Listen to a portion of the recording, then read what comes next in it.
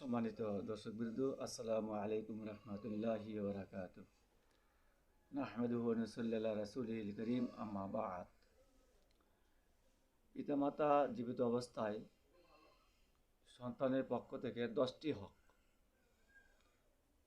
সেই 10টি হকের মধ্যে যেগুলো উল্লেখ করা হয়েছে হাদিস অনুযায়ী, যে তাদের 1 নম্বর হচ্ছে খাবারের ব্যবস্থা করা, পোশাকের ব্যবস্থা করা, খেদমত করা, ডাকলে কাছে আসা, তাদের শরীয়ত মোতাবেক আনুগত্য করা, নম্রভাবে কথা বলা, তাদের নাম ধরে না ডাকা, তাদের পেছনে হাঁটা, তাদেরকে সন্তুষ্ট রাখা এবং তাদের জন্য দোয়া করা।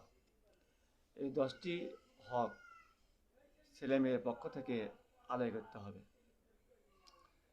সুতরাং যেহেতু মায়ের পায়ের নিচে সন্তানের বেহেশত, পিতামাতার সম্মান অনেক ঊর্ধ্বে, সুতরাং আমরা এই জীবিত অবস্থায় এই 10টি হক আদায় করব ইনশাআল্লাহ।